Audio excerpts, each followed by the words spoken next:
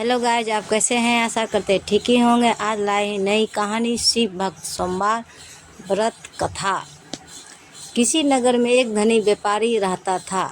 दूर दूर तक उसका व्यापार फैला हुआ था। नगर के सभी लोग उस व्यापारी का सम्मान करते थे।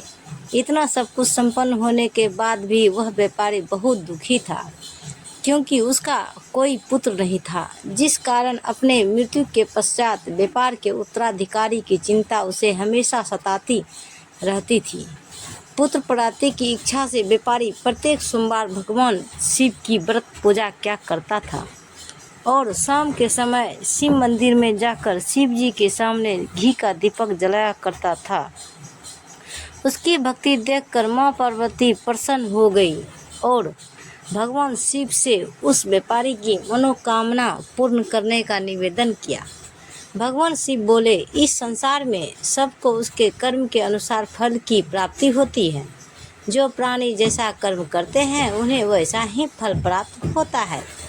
शिव जी द्वारा समझाने के बावजूद माँ पार्वती नहीं मानी और उस व्यापारी की मनोकामना पूर्ति हेतु शिव जी से बार बार अनुरोध करती रही। अंततः माता के आग्रह को देखकर भगवान भोलेनाथ को उस व्यापारी को पुत्र की प्राप्ति का वरदान देना पड़ा। वरदान देने के पश्चात भोलेनाथ माँ पार्वती से बोले, आपके आग्रह पर मैंने पुत्र प्राप्ति का वरदान तो दे दिया, परंतु इसका यह पुत्र 16 वर्ष से अधिक समय तक जीवित नहीं रहेगा। उसी रात भगवान शिव उस व्यापारी के स्वप्न में आए और उसे पुत्र प्राप्ति का वरदान दिया और उसके पुत्र के 16 वर्ष तक जीवित रहने की बात बताई। भगवान के वरदान से व्यापारी को खुशी तो हुई, लेकिन पुत्र की अल्पायु की चिंता ने उसे खुशी को नष्ट कर दिया। व्यापारी पहले की तरह सोमवार के दिन भगवान शिव का विधिवत व्रत करता रहा। कुछ महीने के बाद उसके घर एक अति सुंदर बालक ने जन्म लिया और घर में खुशियां ही खुशियां भर गई। बहुत धूमधाम से पुत्र जन्म का समारोह मनाया गया, परंतु व्यापारी को पुत्र जन्म की अधिक खुशी नहीं हुई, क्योंकि उसे पुत्र की अल्प आयु के रहस्य का पता था। जब पुत्र 12 वर्ष का हुआ तो व्यापारी ने उसे उसके मामा के साथ पढ़ने के लिए वाराणसी भेज दिया।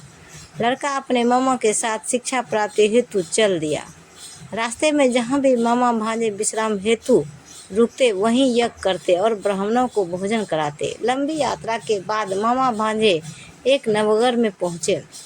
उस दिन नगर के राजा की कन्या का विवाह था, जिस कारण पूरे नगर को सजाया गया था। निश्चित समय पर बारात आ गई, लेकिन वर का पिता अपने बेटे के एक आंख से काने होने के कारण बहुत चिंतित था। उसे भय था कि इस बात का पता चलने पर कहीं राजा विवाह से इनकार न कर दे, इससे उसकी बदनामी भी होगी। जब वर के पिता ने व्यापारी के पुत्र को देखा तो उसके मस्तिष्क में एक विचार आया। उसने सोचा, क्यों न इस लड़के को दूल्हा बनाकर राजकुमारी से विवाह करा दूं। विवाह के बाद इसको धन देकर विदा कर दूंगा और राजकुमारी को अपने नगर ले जाऊंगा। वर के पिता ने लड़के के मामा से इस संबंध में बात की। मामा ने धन मिलने के लालच में वर के पिता की बात स्वीकार कर ली। लड़के को दूल्हे का वस्त्र पहनाकर राजकुमारी से विवाह कर दिया गया। राजा ने बहुत सारा धन देकर राजकुमारी को विदा किया।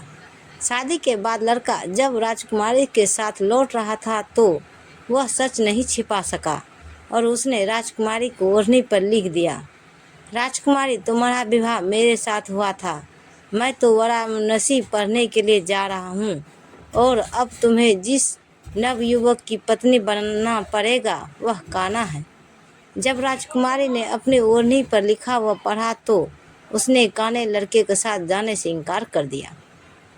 राजा को जब ये सब बातें पता लगी तो उसने राजकुमारी को महल में ही रख लिया। उधर लड़का अपने मामा के साथ वाराणसी पहुंच गया और गुरुकुल में पढ़ना शुरू कर दिया। जब उसकी आयु 16 वर्ष की हुई तो उसने यज्ञ किया। यज्ञ के समाप्ति पर ब्राह्मणों को भोजन कराया और खूब अन्न वस्त्र दान किए। रात को वह अपने शयन कक्ष में सो गया। शिव के वरदान के अनुसार शयन अवस्था में ही उसे प्राण पखेरु उड़ गए। सूर्योदय पर मामा मृत भांजे को देखकर रोने पीटने लगा। आसपास के लोग भी एकत्र होकर दुख प्रकट करने लगे। लड़के के मामा के रोने विलाप करने के स्वर समीप से गुजरते हुए भगवान शिव और माता पार्वती जी ने भी सुने। माता पार्वती ने भगवान से कहा, प्राणनाथ, मुझे इसके रोने के स्वर सहन नहीं हो रहे हैं, आप इस व्यक्ति के कष्ट को अवश्य दूर करें। भगवान शिव ने माता पार्वती के साथ अदृश्य रूप में समीप जाकर देखा तो भोलेनाथ माता पार्वती से बोले, यह तो उस व्यापारी का पुत्र है जिसे मैंने 16 वर्ष की आयु का वरदान दिया था। इसकी आयु पूरी हो गई है। माँ पार्वती ने फिर भगवान शिव से निवेदन कर उस बालक को जीवन देने का आग्रह किया। माता पार्वती का आग्रह पर भगवान शिव ने उस लड़के को जीवित होने का वरदान दिया और कुछ ही पल में वह जीवित होकर उठ बैठा। शिक्षा समाप्त करके लड़का मामा के साथ अपने नगर की ओर चल दिया। दोनों चलते हुए उसी नगर में पहुँचे जहाँ उसका विवाह हुआ था। उस नगर में भी यज्ञ का आयोजन किया। समीप से गुजरते हुए नगर के राजा ने यज्ञ का आयोजन देखा और उसने तुरंत ही लड़के और उसके मामा को पहचान लिया। यज्ञ के समाप्त होने पर राजा मामा और लड़के को महल में ले गया और कुछ दिन उन्हें महल में रखकर बहुत सा धन, वस्त्र आदि देकर राजकुमारी के साथ विदा कर दिया। इधर भूखे प्यासे रहकर व्यापारी और उसकी पत्नी बेटे की प्रतीक्षा कर रहे थे।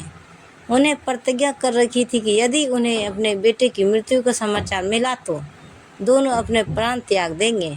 परंतु जैसे ही उसने बेटे के जीवित वापस लौटने का समाचार सुना तो वह बहुत प्रसन्न हुआ। वह अपनी पत्नी और मित्रों के साथ नगर के द्वार पर पहुंचा। अपने बेटे के विवाह का समाचार सुनकर पुत्र वधू राजकुमारी को देखकर उसकी खुशी का ठिकाना न रहा। उसी रात भगवान शिव ने व्यापारी के स्वप्न में आकर कहा, हे श्रेष्ठी, मैंने तेरे सोमवार के व्रत करने और व्रत कथा सुनने से प्रसन्न होकर तेरे पुत्र को लंबी आयु प्रदान की है। पुत्र की लंबी आयु जानकर व्यापारी बहुत प्रसन्न हुआ। शिव भक्त होने तथा सोमवार का व्रत करने से व्यापारी की सभी मनोकामनाएं पूर्ण हुई। इसी प्रकार जो भक्त सोमवार का विधिवत व्रत करते हैं और व्रत कथा सुनते हैं, उनकी सभी इच्छाएं पूरी होती हैं। तो गाइस, ये कहानी आपको कैसी लगी कमेंट में बताएं और लाइक करें, और नए आए हैं तो प्लीज़ मेरे चैनल को सब्सक्राइब कर दें, सपोर्ट करें। तो मिलते हैं अगले वीडियो के साथ, तब तक बाय बाय गाइज।